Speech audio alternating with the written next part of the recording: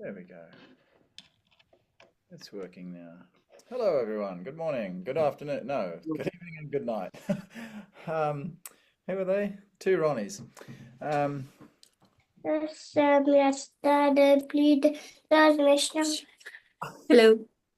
hello, Natse. How are you? Are Yes, you, hello. Hello. you going to do some Tai Chi with us tonight, Natse? Yes, yeah, yes. Yes. Fantastic. Glad you're joining. I like your New, necklace. a new student for you. Fantastic.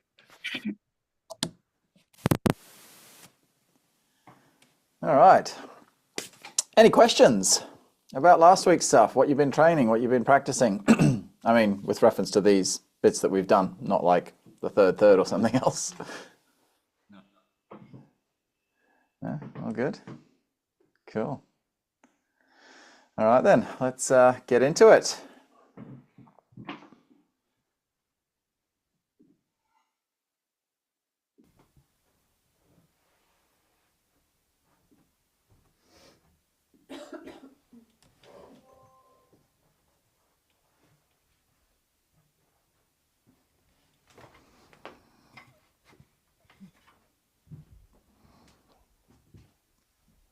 All right.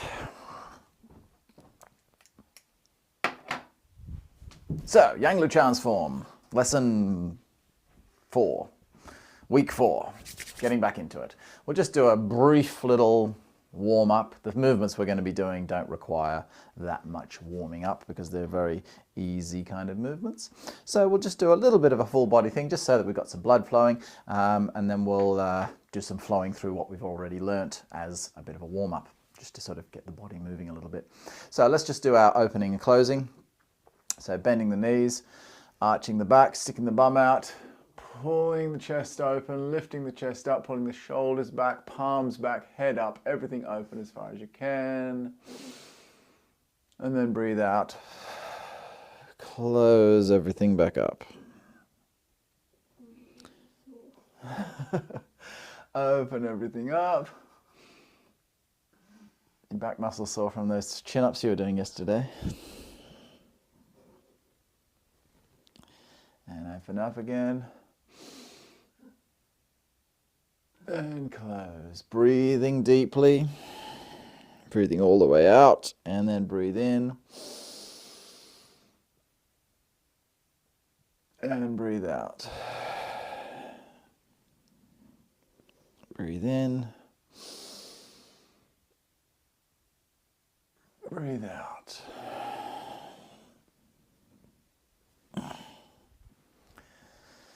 Hinge forward, 45 degrees or 90 degrees, whatever you're more comfortable with. Relax your spine. Let it hang. Shake your bum.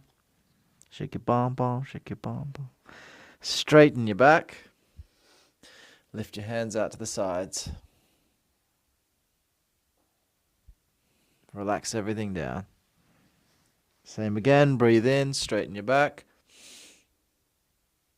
Really squeeze your shoulder blades together.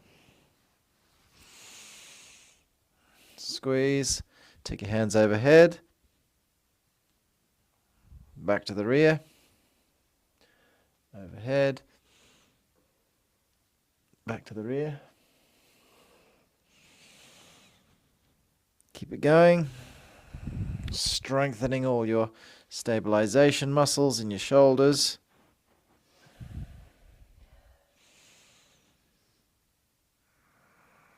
Then link your fingers at the rear. Take your hands over the top and relax your spine. Relax your hands and slowly stand up.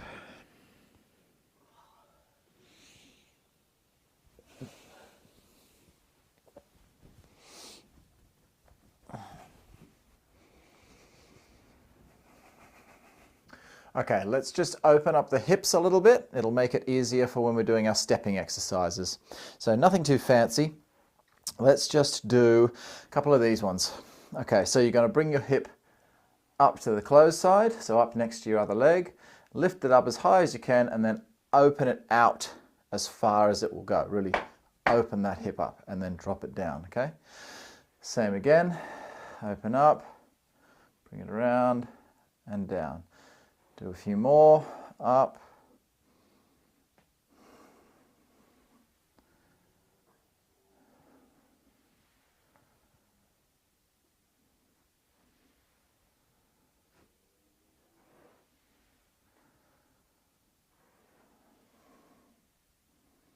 Try the other side. Open it up. Really think about the main thing here is the opening aspect. Open it up.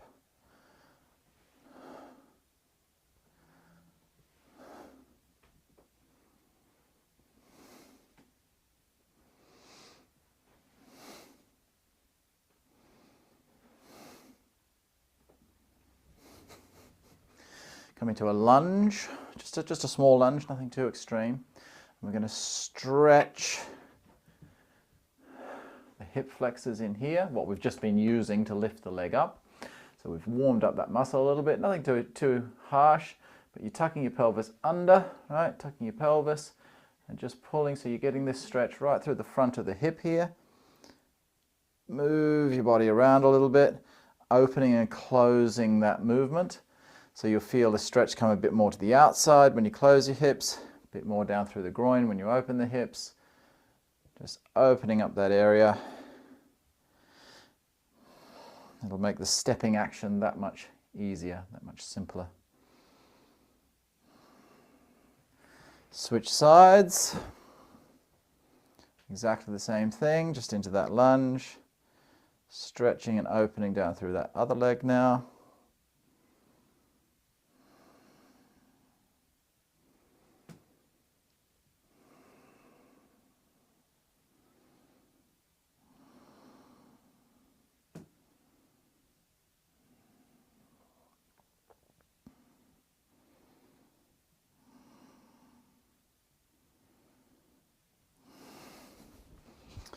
Okay, elbows and ankles. All I want you to do is stand right up onto your toes, as tall as you can. Absolutely as tall as you can. Really flex and lock out your ankles, like push them right up, as tall as you possibly can. Hold that position.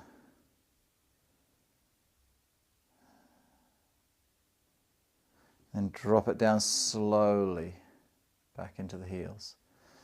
Push it up, flex, really, don't just stand there, relax, push in like you're pushing your toes down, standing there, and then slowly drop your heels without any thud.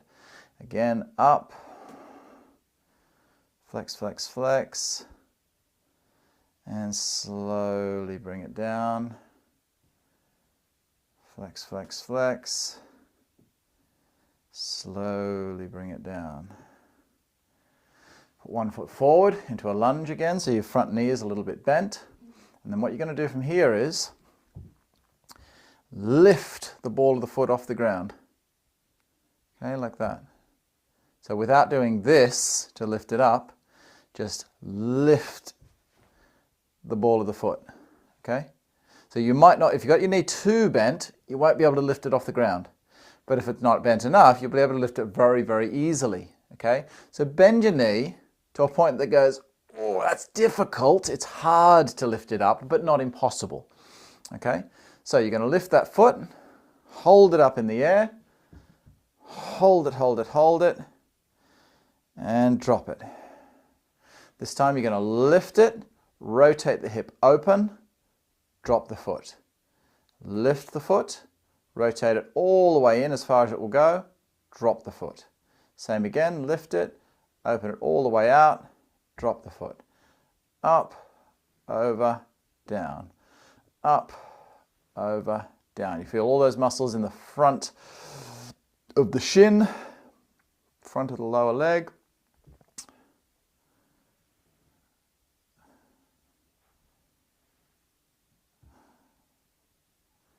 You get to the point where your muscles start going, and it's difficult. It's getting more difficult to lift that leg up. Switch sides. Lots of heat coming through that front muscle now. Up and down. Up and down. Up, out and down. Up, in and down. Up, out and down. Keep it going. Up. Make sure over the whole length of the up, while you're taking it across, holding that toe as high as you can, the ball of the foot as high as you can, not just kind of just off the ground. I mean, if just off the ground is as high as you can, then just off the ground. But really squeeze it up. Pull your toes as far towards your knee as you can as you do that little rotation. Opening the hip, dropping it. Closing the hip, dropping it. Opening the hip, dropping it. Notice I'm not doing this. I'm not turning my whole body with the foot. I'm isolating the hip and opening it to get this aspect, bringing it up and closing it, squeezing in here to pull that knee in whilst my body is still facing the front. So I'm getting a bit of internal, external rotation on the hip. But the main focus here is really getting those ankle muscles working. Couple more. Okay, now we're just going to stretch them out a little bit. Then we're going to do some stepping and our Taiji form. Okay, so press into your heel. So lengthen your body forward and sink down. You can lean on a wall if you want, like so. Maybe not this one because I've broken this one a little bit with the punch bag. Stretch into that one. So stretch into the point where your heel is starting to come off the ground. So you're really pushing that ankle as far forward as you can, like so. Then turn it over and push into it the other way. Be careful with this one because you don't want to go clunk and put loads of weight on your foot. So obviously all my weight's forward and I'm just resting some weight, sinking through that. Stretch it and just move it around a little bit with this one.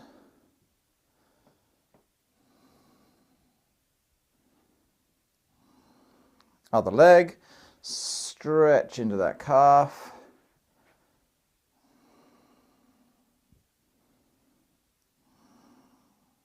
Remember, you need to push that knee out, straighten that knee out to get the stretch on.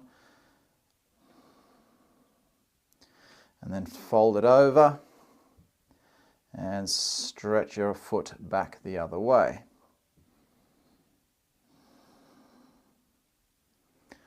Okay, so now we're going to go through what we've already done in our Taiji form. We'll do it mirror image. Let's have a go. I will start by going this way on the second move, so we're all going to go that way. Okay. No comments yet. Let's just flow through a few times just to get back into what we've learned. Now remember, last week we came down into this posture. We stepped forward and we focused on the step. We sort of did a few flowing actions where we came into that last movement, but I didn't really give you any details as to how to do that one. So let's do exactly as we ended last week's class. We'll flow down and then just kind of turning to the front and stepping forward. Okay, we won't worry about coming forward because it's also not good to train too much if it's going to be wrong, because then you're sort of training in bad habits. Okay, so here we go. In breath.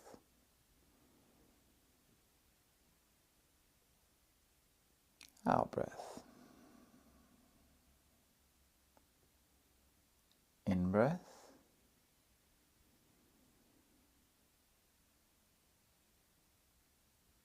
Out breath.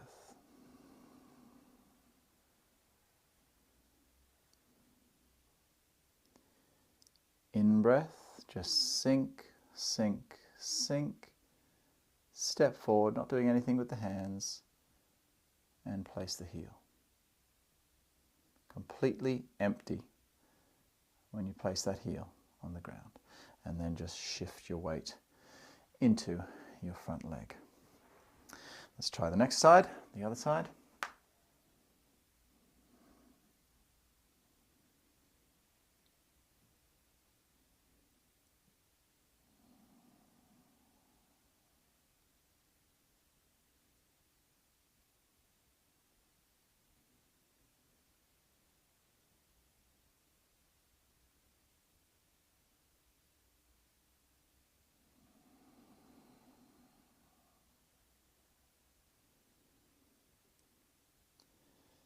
Sink, sink, sink, sink, sink. Pendulum the foot forward. Place the heel and move into it. Do that one more time each side. Then we're going to do some stepping exercises and then we'll piece the whole thing together and I'll give you the full posture of Pung.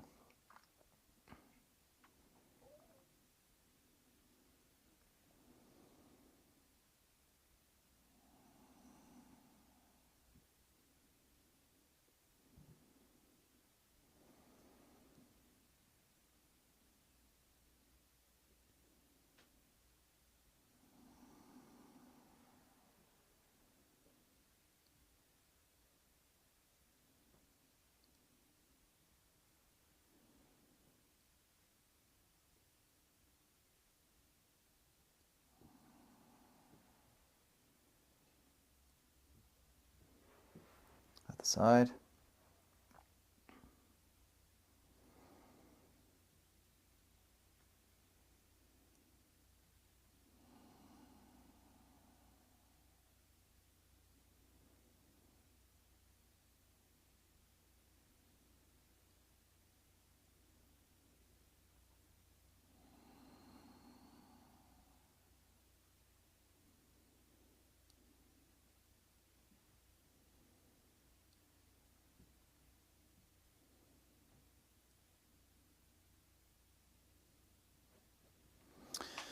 Okay, first thing before we move fully into Pung, I really want to get this step right in the beginning. Now sometimes it's good, just a little bit of advice for those of you who might teach Taiji and so on. If you're teaching people who have never done anything before in their lives, sometimes just too many details are too much for them. They just want to move a bit. Doesn't matter if they're plonking a bit or moving, slightly incorrectly, so long as they're not damaging their body. Just give them some movements. Let them play around with some postures. Let them feel out and find things themselves first. But I know that everyone following these videos, you've all been practicing something. So I'm going to assume at least 90% of the people will appreciate some real mechanical details as to what the body has to do to get these steps correct. So let's just do a little stepping exercise, and I'm going to talk you through a couple of things. There are several principles you have to apply in order to get a good step, to get you into a good stance. Because when we step forward, we want to get a nice long stance so that we strengthen and open and stretch the legs, okay, for our form postures. We don't want to just sort of plop the foot forward a couple of inches and then we're in a very short stance. But we also don't want to reach forward like this and take a really big stance because then I plonked into it. So then you're not training all the core muscles, all the stabilization muscles, as to the only thing you're doing when you do this. Yeah, you're still strengthening your legs a little bit, but that's just kind of like the same kind of strengthening as, doing lunges and stuff like that. It's not Taiji, it's not something different than just generic squatting routines. Again, absolutely nothing wrong with doing generic squatting routines. They're fantastic, I do those as well. But Taiji is something more than that. It's something different, I should say. It's something different than that. Because those things are still important for your training. So, yeah, if we go, if we're sort of plonking in, like you see, most people, when they practice Taiji, it's really disappointing because most people, they do their Taiji and they're all flowing and all of this is nice, and then they just kind of do that. It's like using momentum to get the leg up and then falling into the stance. And it's like, yeah, you're only using those big, powerful squatting muscles. But we want to use these stabilizing muscles as we're moving through. These reaching muscles, stabilizing the hip, precision, touch, no weight when we touch. That's what's going to train something more than just generic squatting exercises. So there's a few things that we have to do. A few of them are very obvious, but I'll mention them anyway. And then a few are not so obvious, which are the things we'll focus on a little bit more.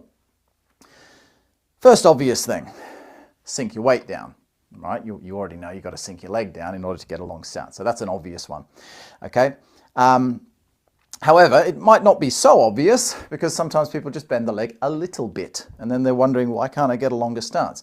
So you've got to sink down low. I think we did mention a bit about this in last week's class.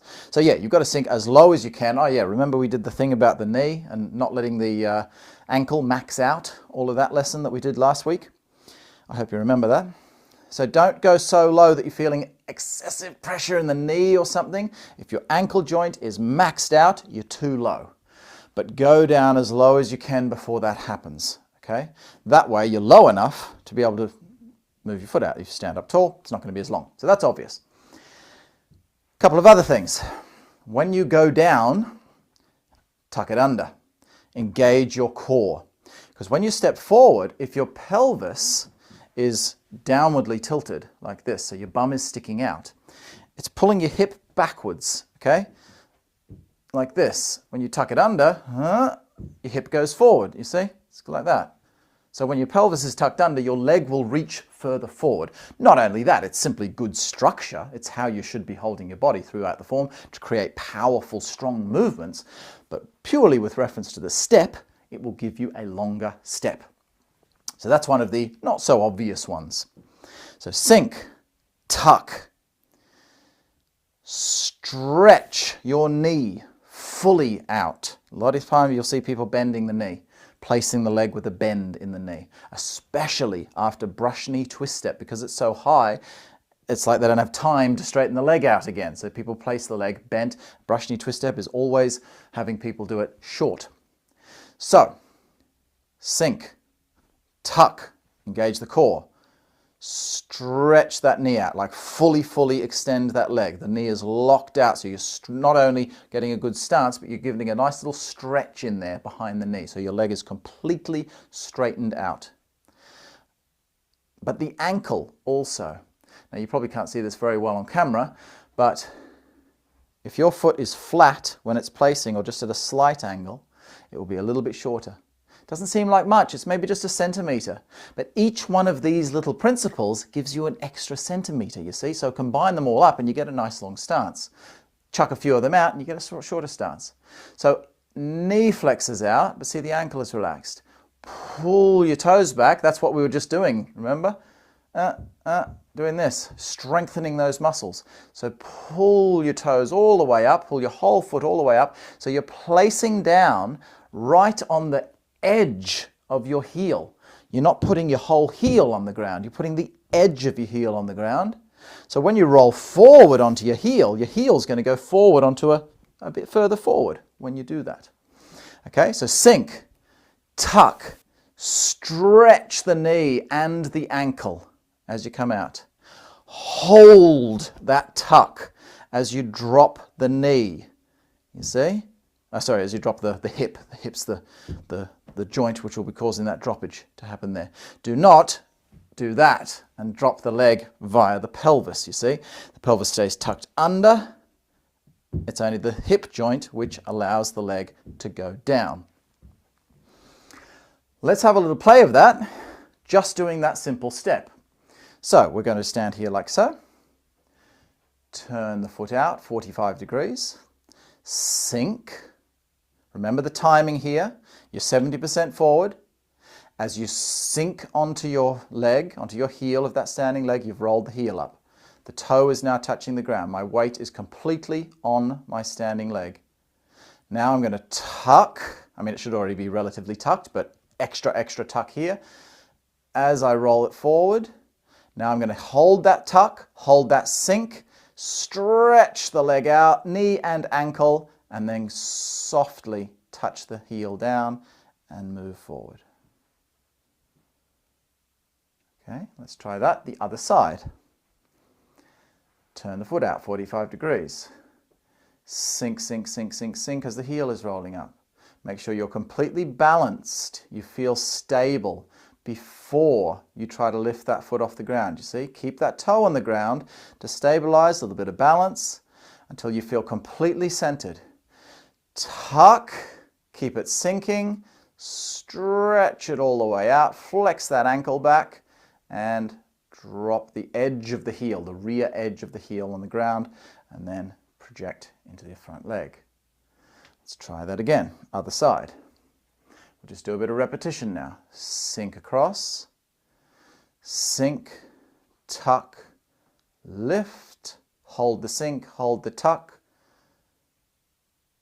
stretch it all out, place the heel and move forward.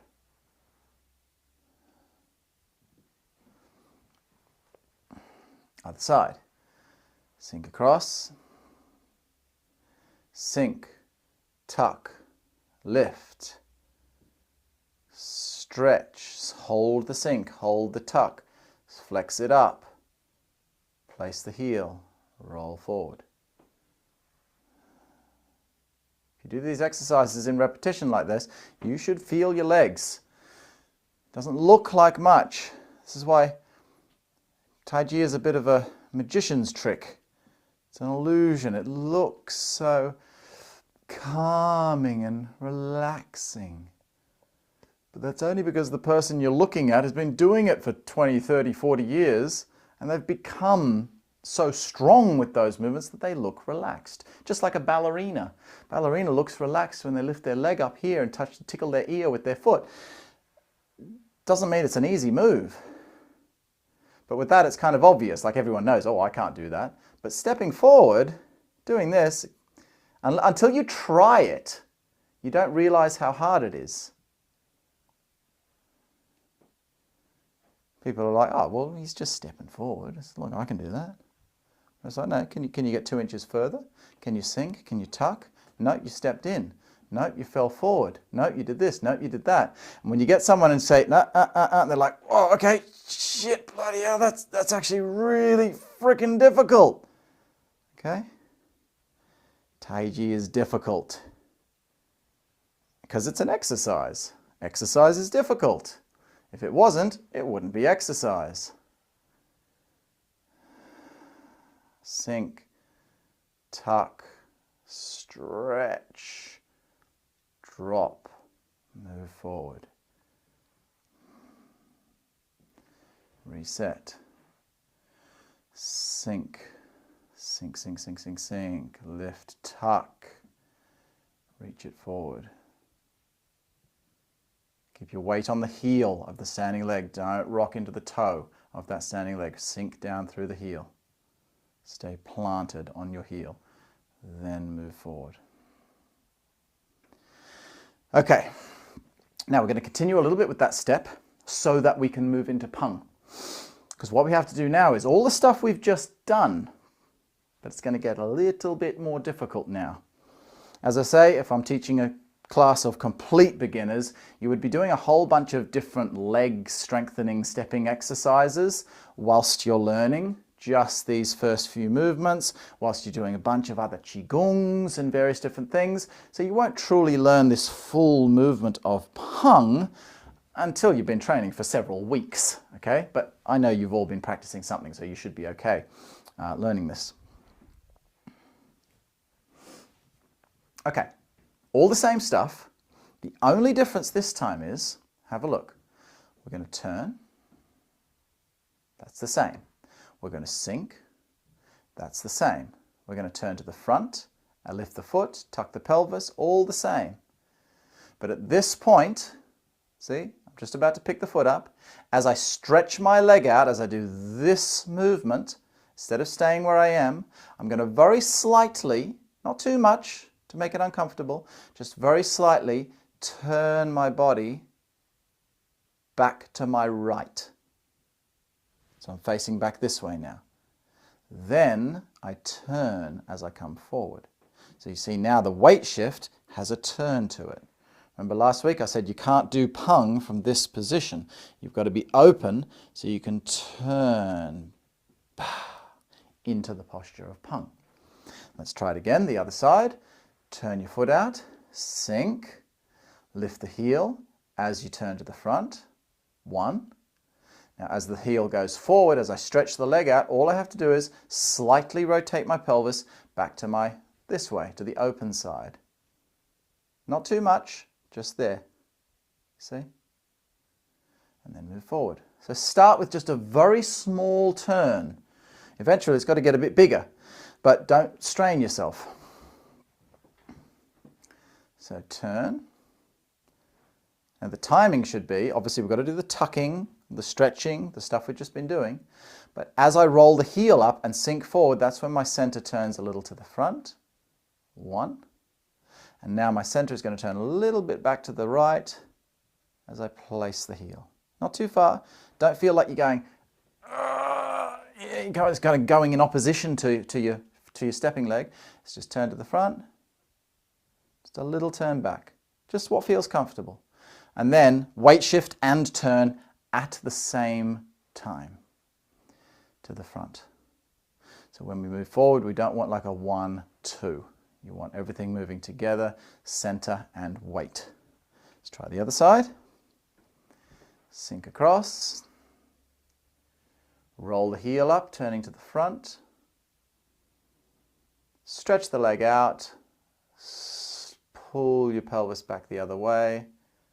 Place the heel and move forward.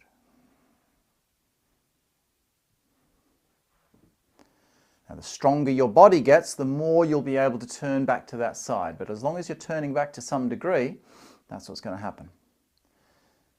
Turn, at least you're getting the right mechanics happening. Turning to the front, turning back a little. You'll feel now your leg still has to go in the same straight line.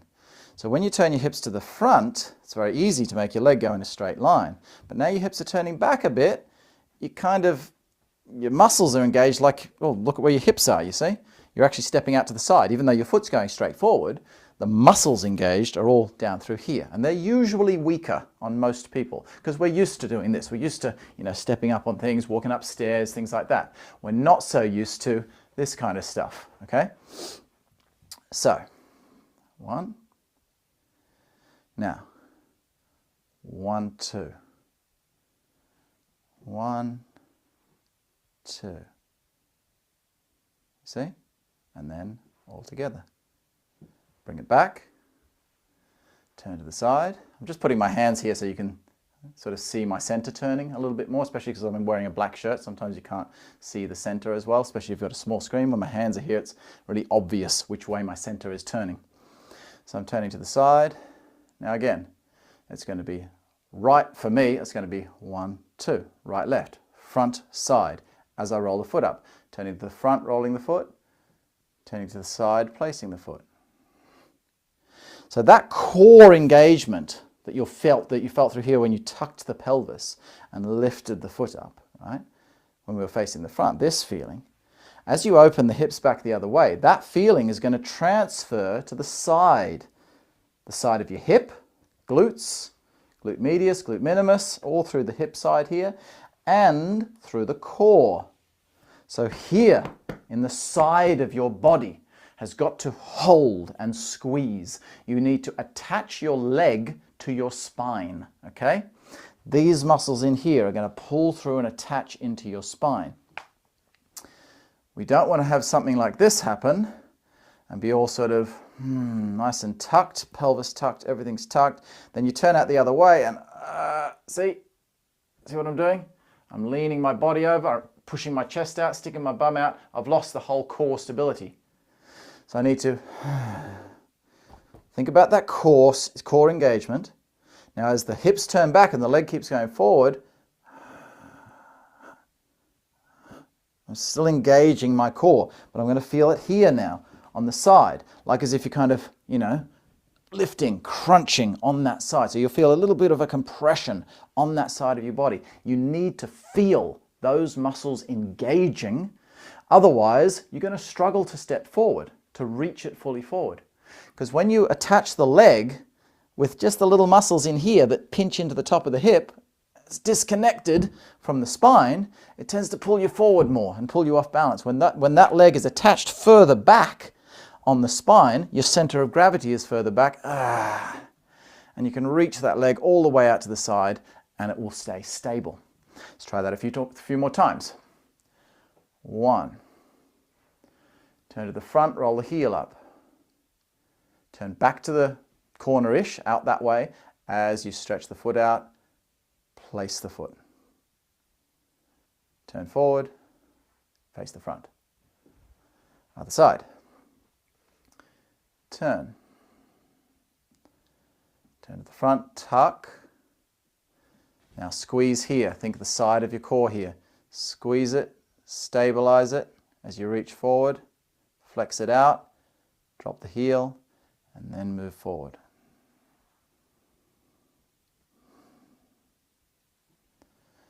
Now let's do that a few more times. This time, we're going to do something completely opposite. We're going to do the same movement, but with a bit of a swish to it, just so you can feel some flow. Like everything we've done so far has been like really thinking about the muscles and the stability.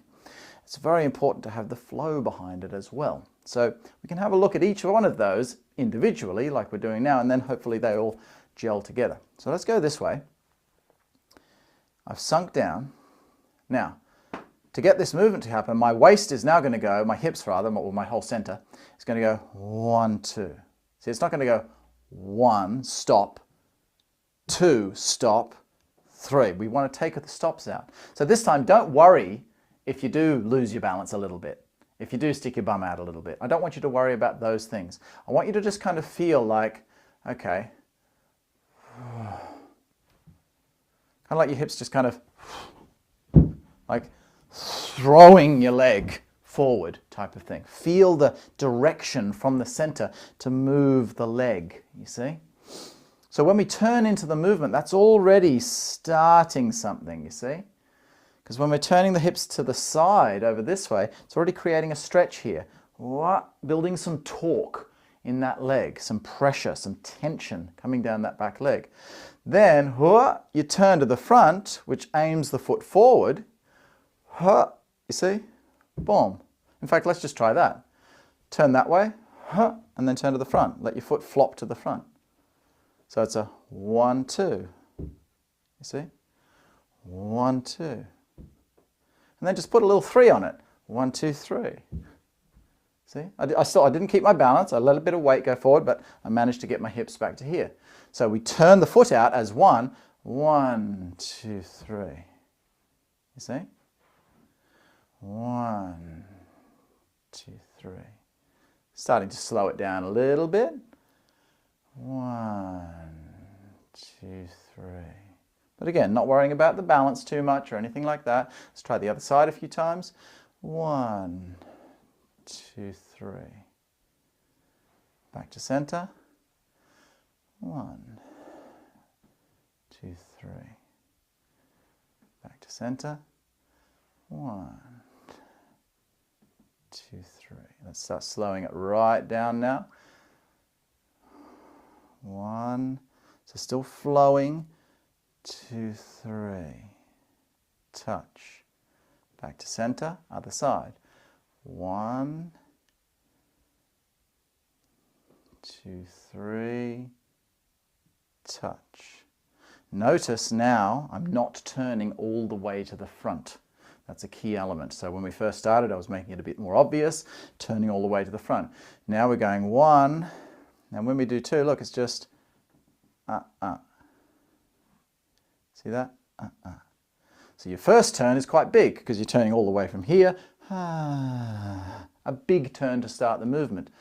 Down. But now we just get, see?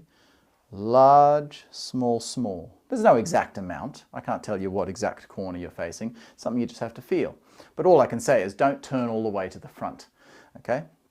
If you turn all the way to the front, it just makes the movement last too long. It's just, it just doesn't really fit with the step. Because the step's only got to go, it's a very small movement. So such a huge waist turn just doesn't link nicely into the posture. So 1, 2, 3. Just a small little flick of the hip. Open, close, or close, open, depending how you want to think about it. There to the side, lifting it up and turning it back. Touch. Here's a key element. I hope you guys are going to be good steppers because this is the most detail I've ever put into someone's first lesson of how to step, I think. And remember, this lesson is going to take you through the whole form. because what we're doing there is almost every step in the form. No, it is every step in the form. Other steps might have some extra stuff, but the principles we're doing here, pretty much every step in the form. Turning to the side.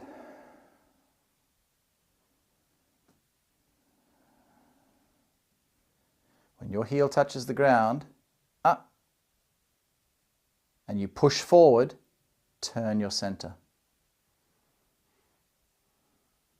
The most subtle, but most common and most important mistake that people make is they turn to the side, they turn to the front, they place their foot too early, and then they turn to the left as they're coming forward into the posture, which means you are completely separating the two power components of that movement. You're trying to go, whoa, and hit her with that back fist. Boom, there is weight shift coming forward. There's power from that back leg. There's power from the waist, twisting. If you turn that way, as you come forward, all of a sudden you've just done the leg movement on its own, which means when you do the back fist, you've only got waist movement. No matter how small you do that, you're still losing power. You're losing direct movement. So he's going to see it coming. You're going to telegraph that posture from a martial point of view. So, turning. 1, 2. Touch. Now look at my center. See? From here, straight. Think about your core. It'll squeeze. Your core will squeeze as you push because it's connecting all of that movement together. No. See, if you're too loose, this is what happens when people say, oh, Taiji, it's all about being soft, man. They push from the leg, and because the core is all jelly, when you push from the leg, your center goes off that way. You've got to control that movement. You want to push from that leg, whoom, and throw a punch. Or in this case, boom, you're hitting with that hand as a back slap. Whack. But you've got to engage your muscles. Taiji is not about being soft. It's about being relaxed within the movement you're doing, as in as soft as possible whilst getting the job done. Doesn't mean being softer than it takes to get the job done, which you can't do the job. So, again, little flick. 1, 2. When the heel touches, no more turning to the left or no more turning away from that foot.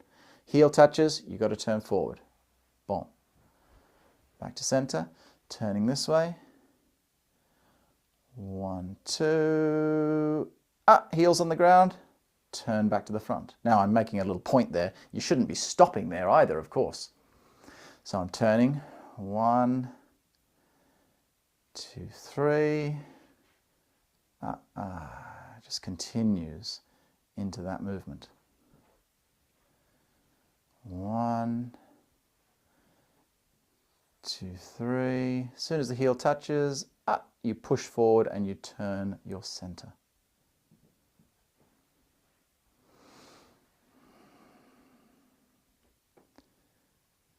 2, 3,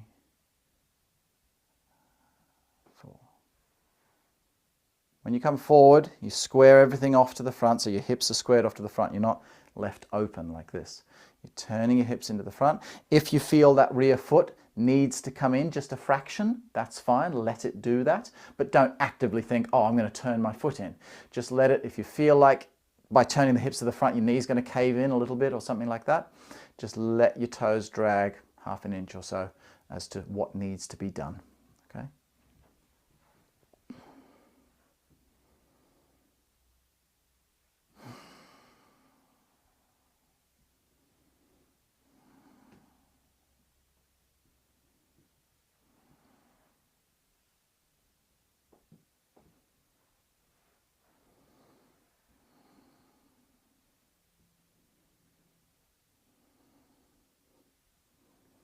Okay.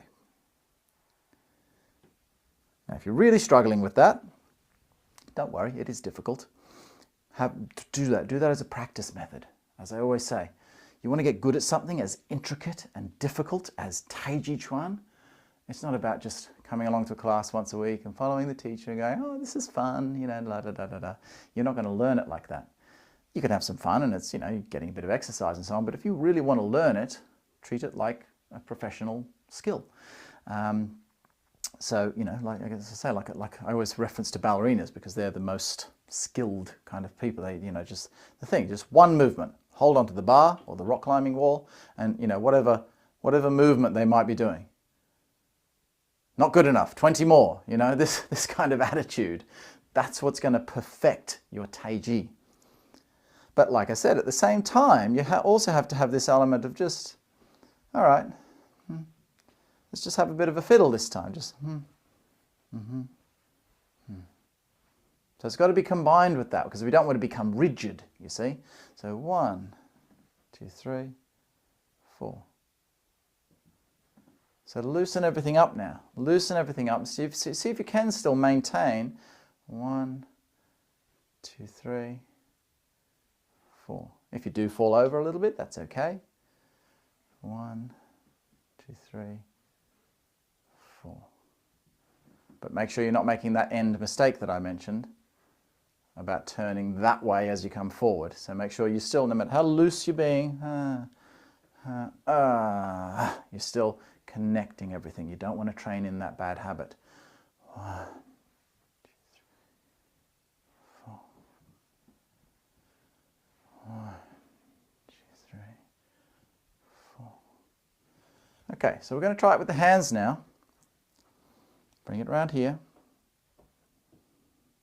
Bring it down. Now just hold your hands where they are for now. I'm not going to tell you anything to do with your hands. Just do the movement. Turn your center. See? 1, 2. 1, 2. As you step. 1, 2. So naturally your hands are going to move a little bit without even thinking about it because your center's moving. Later on we'll put more intricate detail into what the hands themselves are doing.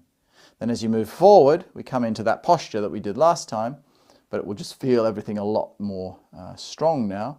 So that left palm is on your center, the right palm is pushing down to the side. The intent of that left palm, remember the intent of that left palm, I covered this last time, is out.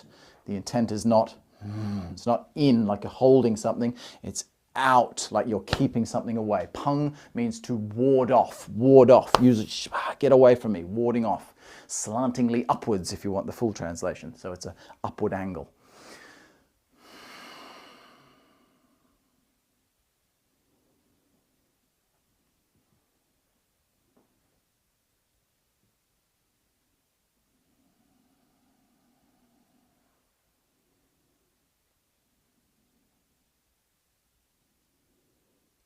Let's try it again. We'll go to do that second movement so you get that flow coming around.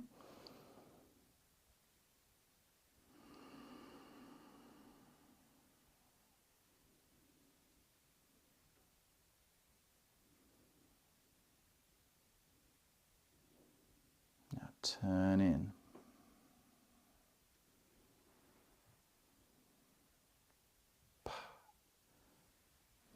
Like the back of that hand. Boom, and slapping into something.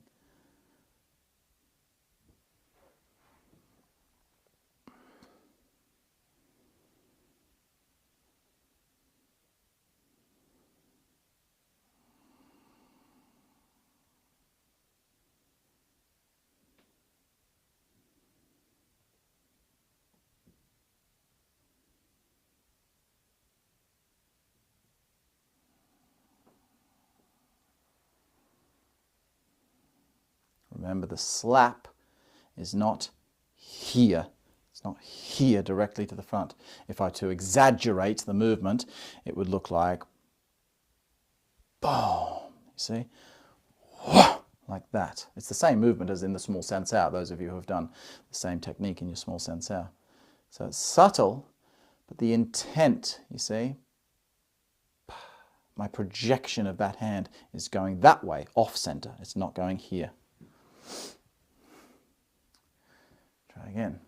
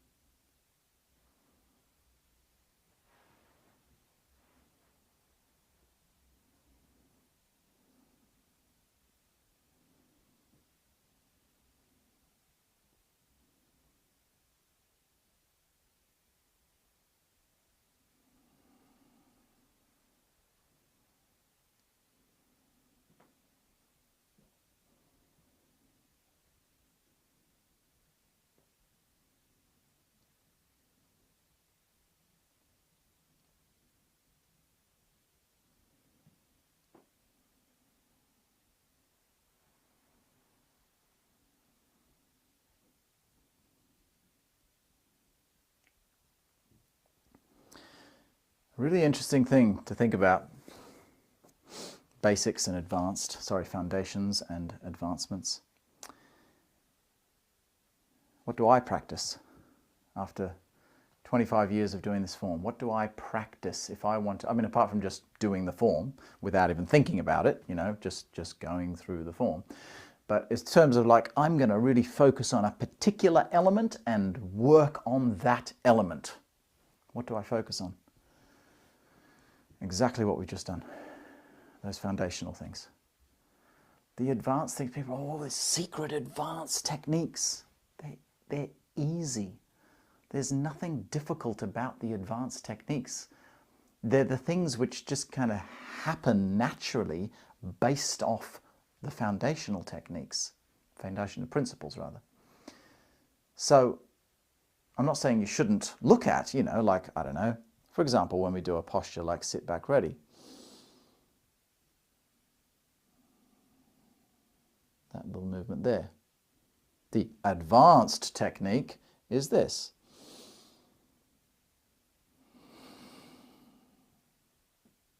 There's a little extra something there. I'm not going to go into detail about that, what that is, but there's a little extra something there. It's not difficult. It'll probably start to happen for you naturally. But it's so easy. What we just did is the most difficult part about Taiji. And it's the part which needs the most repetition, because your training in Taiji is just like anything else. You're training your muscles. Those muscles have to get used to those movements. That's why if you've been doing Taiji for 10 years on one side and you switch to the other side, it's not just coordination. Oh, my brain's not working, I don't know where to put my hands. No, that's not actually the main thing. It's the fact that your muscles aren't used to going into those shapes on that side. So by doing something over and over and over again, like we just did, now I've been doing this for 25 years, and I've been practicing it not just like the average guy doing Taiji for 25 years, this has been my profession. So it's constant, regular practice. Yet, doing that session with you now, just constantly focusing on that one simple principle of that step. When we brought the hands back in, my whole body just felt that little bit more, boom, completely connected and centered. I always feel pretty connected, I've been doing it a long time, but it just gave me that little bit, just really felt good from practicing my foundations. So Practice your foundations. Okay, that'll do us for tonight, guys. Let's see if we've got any questions.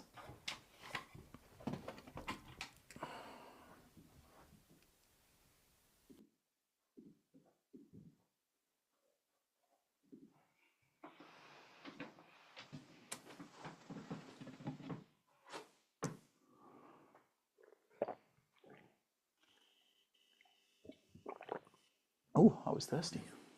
Must have been those bloody chips you made me eat.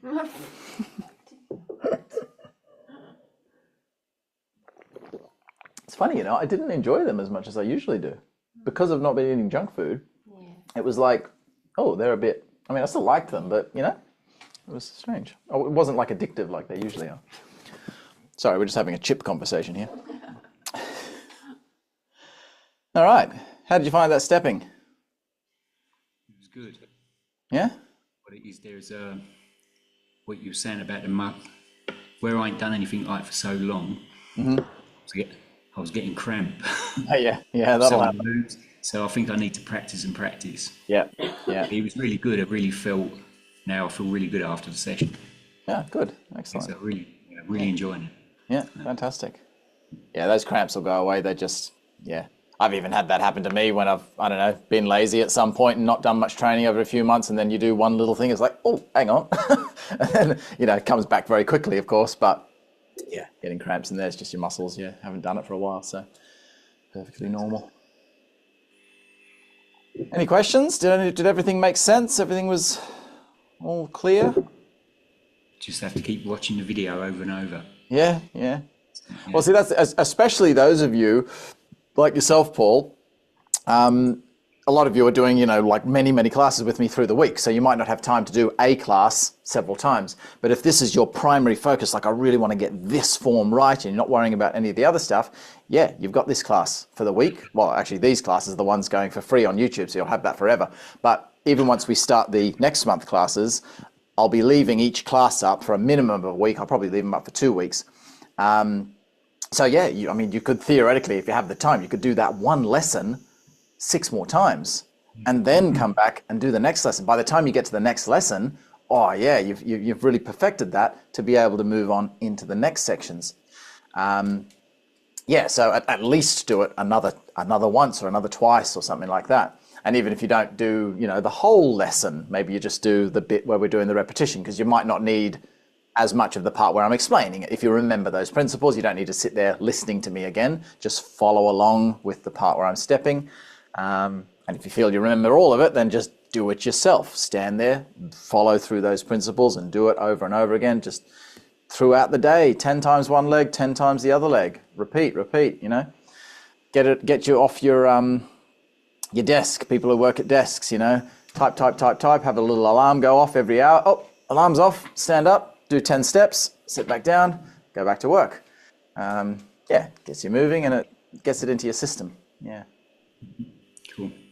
Even though you preach drilling postures, that's one of the things that I rarely do because I enjoy doing the form so much. Yeah. So that's one of the big things I'm getting out of these videos is drilling, and alongside you, which is even better. Cool. Yeah.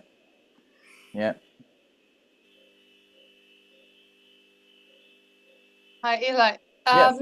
Can I ask, when we come to towards the end of the movement as it is now, and I swivel. I'm still working on my hips. Okay. They need lots more work to become a little bit more flexible and stable. But I feel like I'm in a very kind of narrow stance. For the final posture? Yes. I expect we should be kind of stable. Yes.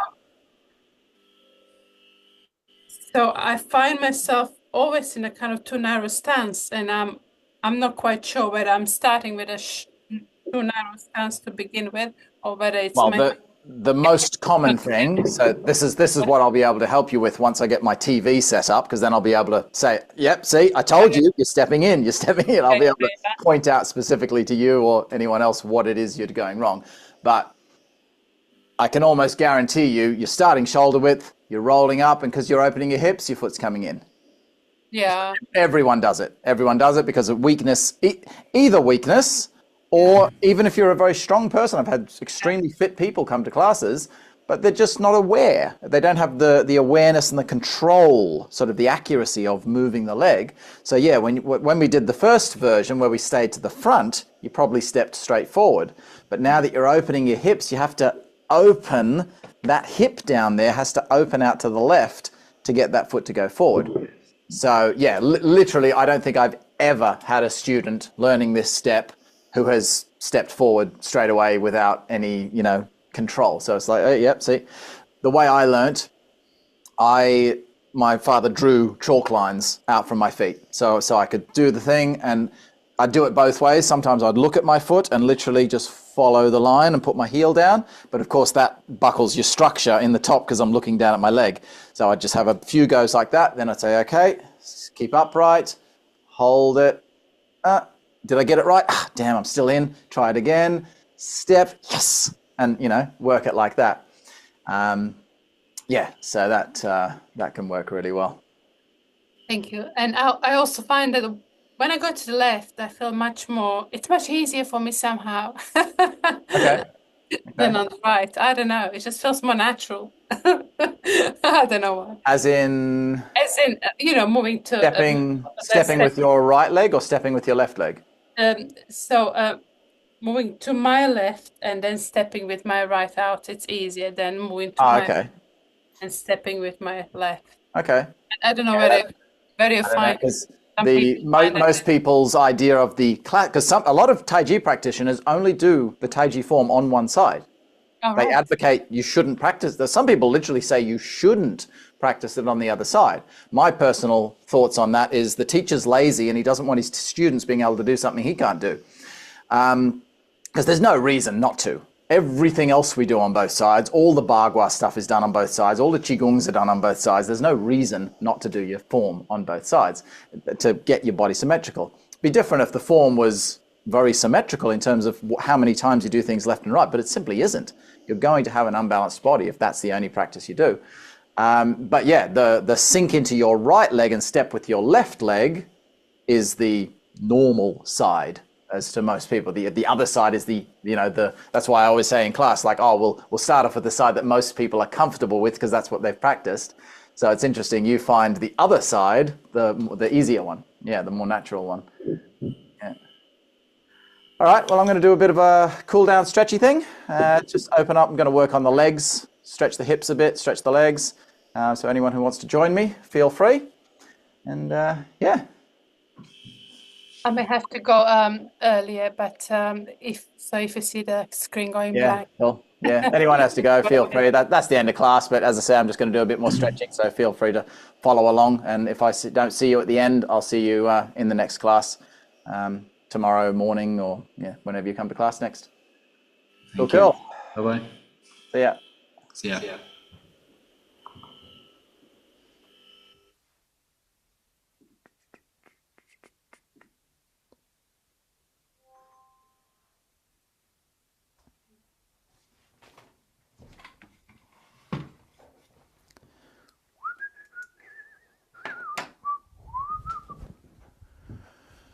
All right, since we've been doing so much leg stuff, I'm just going to purely focus on the legs today. Let's just sit down on the floor. First of all, just sit down like a samurai. Just relax. Deep breathing.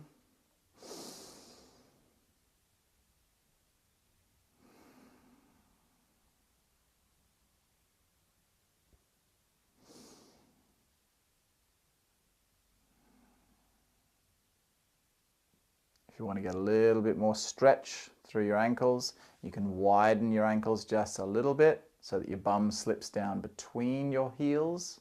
So your bum will go down onto the floor. You get a bit more stretch over here, a bit more stretch on the ankles. Obviously you want to be on something a bit soft with this one, otherwise the little bones in the top of your feet will be pushing into if you're on a hard wooden surface or something like that.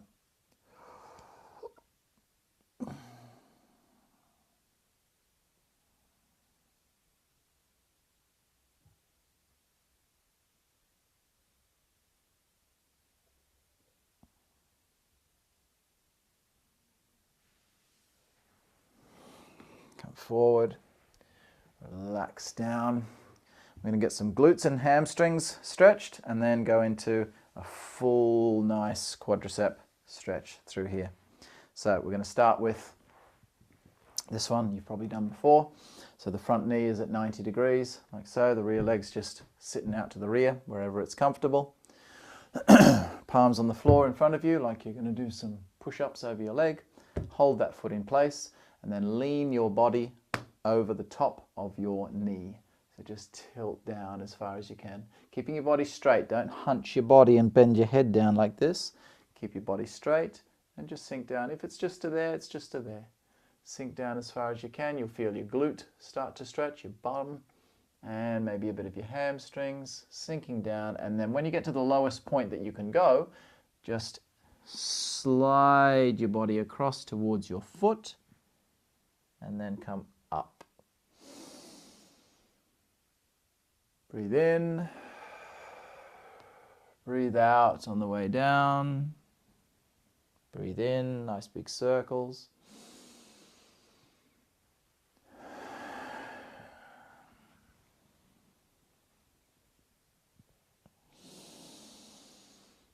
Big breath. Relax it down.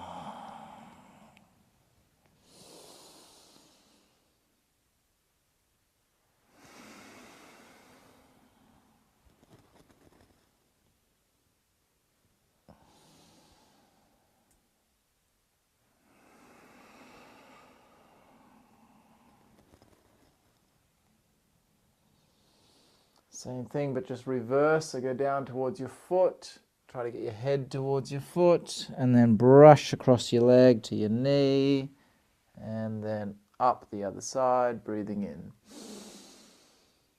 and down and breathe in.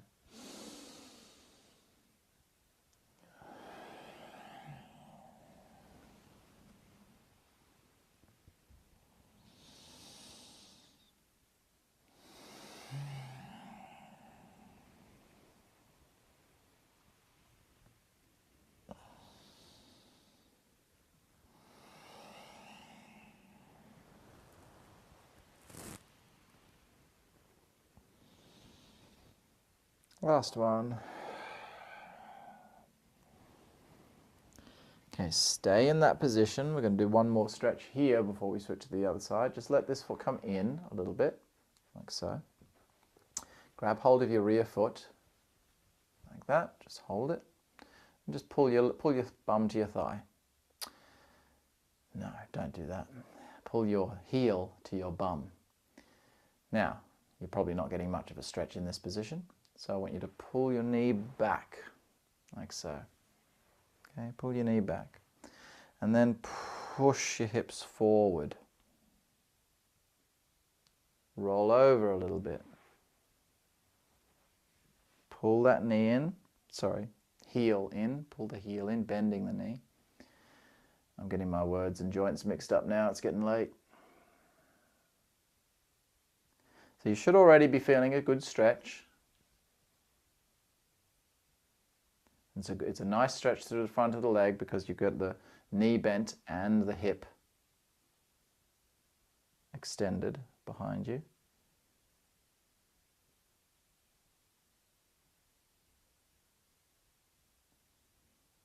So just pull your body into a position where you're feeling that stretch. If you're still sitting here like this, you see, no stretch. You need to push. See how I'm taking that right hip and pushing it out this way? Push into it. And then if you really want to, move your hand around to the front and roll onto that hand. So I'm still pulling the foot. But now that I'm lying down, I'm personally getting less stretch now. So what I need to do is I need to sit up a little bit, still keep holding onto that rear foot, and this will give you the max stretch if you can get into that position. Don't worry if you can't get into this position, stay in that previous position.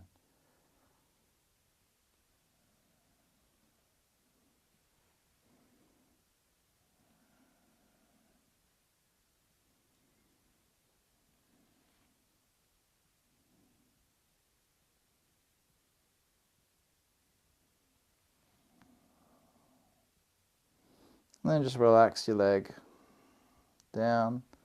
If you manage to get into this position, just fold your body down. Relax onto your hands. Stretch that rear leg out to the rear. And just sleep down onto that leg, completely relaxed.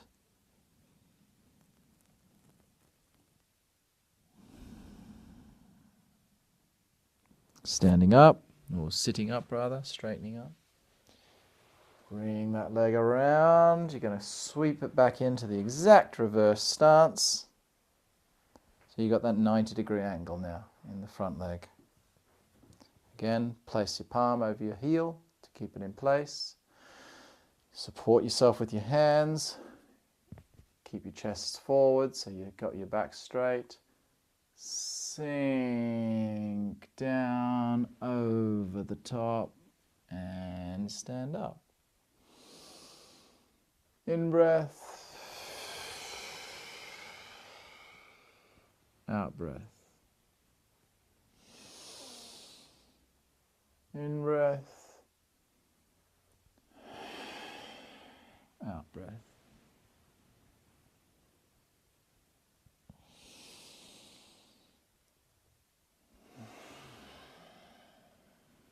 Keep it flowing, keep it breathing.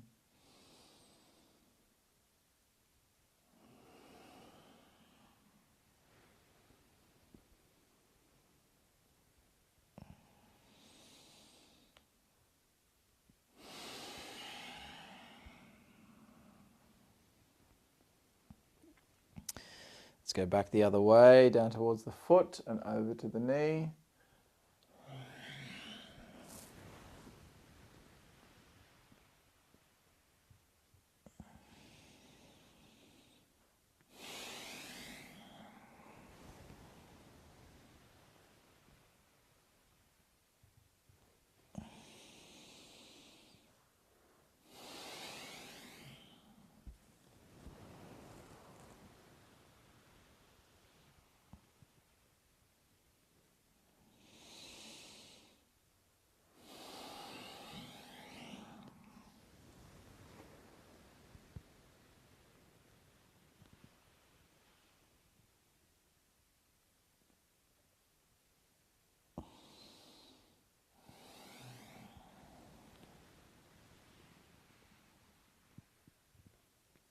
Bring your foot in just a fraction. Grab that rear leg. Pull your leg out to the rear, holding onto the foot, and then push your hips forward. You can hold your foot there like that, or turn your hand around the other side. I like to put it around the other side of the foot, on the big toe side of the foot. Whatever's comfortable really for you to hold the leg. And then pull it in. If you're only getting it to here, it's easier to hold it with the hand. If you are getting it closer in, it's easier to put the hand out on the shin and put the elbow around the toe. Easier leverage to get that down. And of course, if you're not getting a stretch here by pushing your hips forward, then bring your hand to the front, roll over into that position, and then just like before, there we go, sit into that side-on position.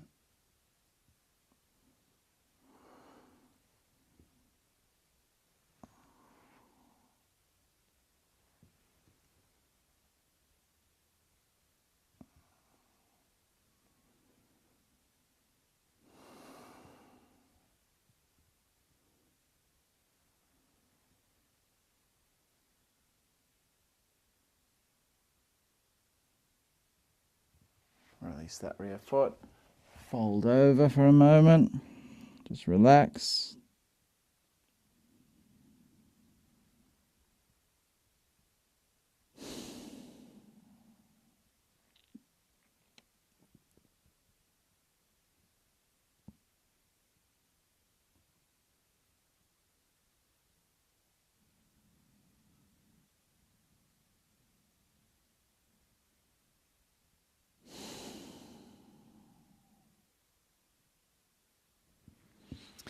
And sitting up.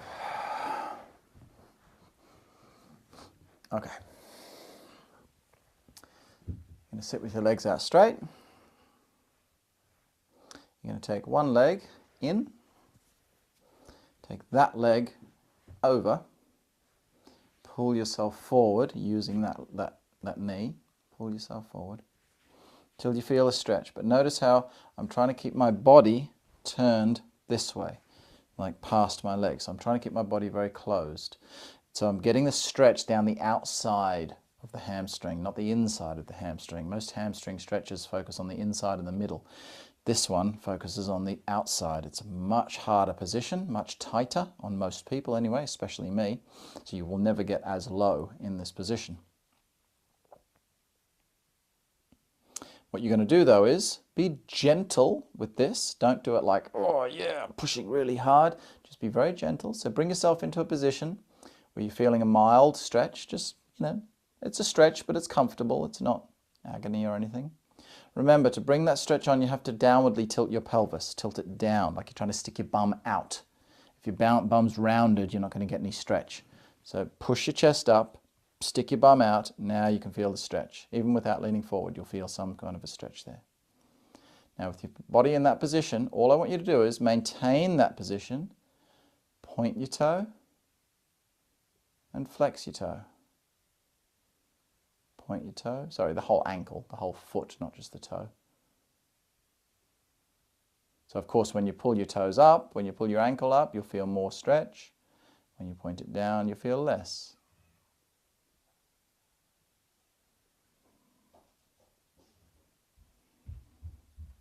This is stretching the nerve.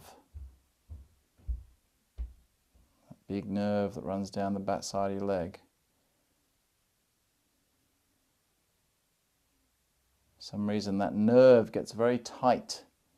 So that's why it's such a painful stretch. When you stretch the inner side, it's just like, oh yeah, tight muscle, ow, sort of hurts. But it feels like the muscle is really stopping you going any further when you reach your limit. Whereas with the outside edge, because it's usually, anyway, it's not always, but it's the nerve that's not stretchy enough. And so it really hurts. So it feels like, oh, I think my muscles could actually bend further, but my nerve, that pain, you're not feeling tightness as such, you're just feeling pain. So that's the nerve stretching.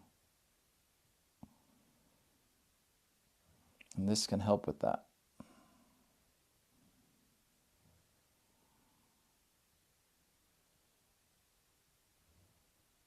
But again, you've got to be gentle with it. Nerves don't like being going, nerves don't like that. The muscles like it.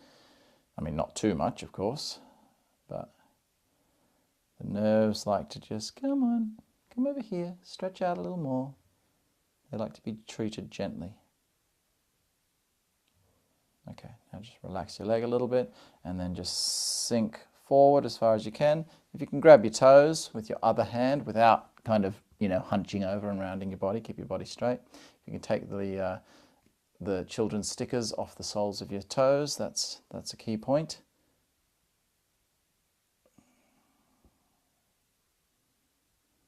Now let's go to the other side. So straighten that leg out, bring the other leg over, exact reverse position.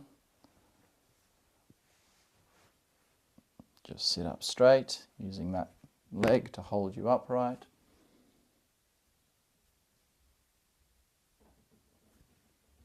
And same thing again, just come into where you're feeling some stretch, but nothing too harsh. Flex the toe, point the toe, just gently.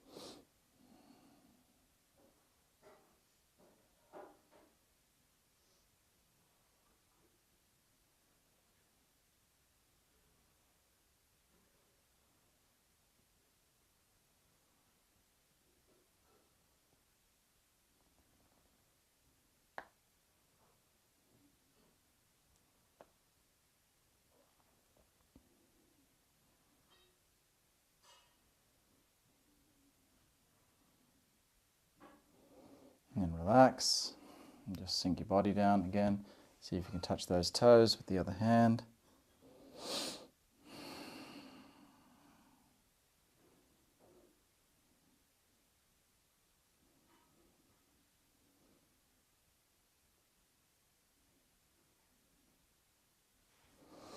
Now we'll come in, and we'll hit the insides and the middles.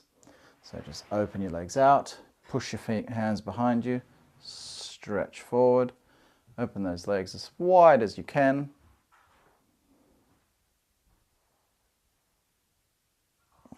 Keep your hands behind you if that makes it easier for you. If when you take them away you look like this, hunched, then you should keep them behind you, like so.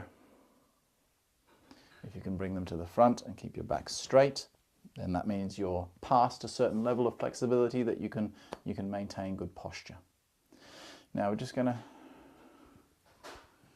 to rock side to side in this position. Just slowly, like you're taking your elbow to your knee, just flowing along.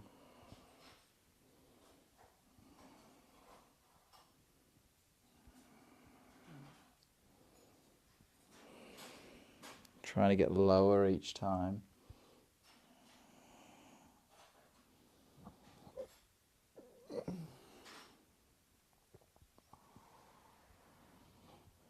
Come a little bit down the front. Getting your hands on the ground. You can get your elbows on the ground, that's nice. Eventually get your chest on the ground. I haven't been stretching a lot lately, so I can't get my chest on the ground. I've been able to get my head on the ground in the past, but been rather busy lately with moving my family to Wales, buying a house, getting a mortgage, running the business, raising children. Sometimes takes a little bit of time out of your day. Okay, let your legs come in just a little bit and repeat the same thing. Just so you'll feel the movement now a little bit more centered through the hamstring rather than on the inner side. Bend your knees a little bit. It'll allow you to come much further down, so you'll be right down through here. You'll be feeling the stretch in a different portion of the muscle, more in the belly of the muscle rather than up in behind the knee. Again, just rocking from side to side, moving your body.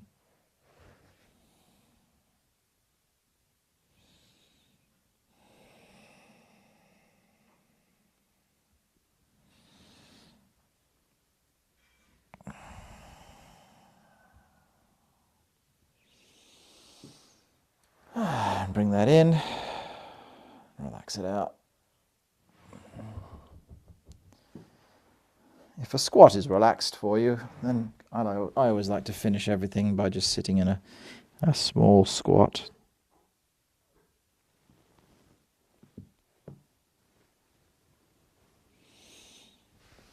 And that'll do us. Little bit by little bit, just a bit here and there. Getting those legs back to how they should be.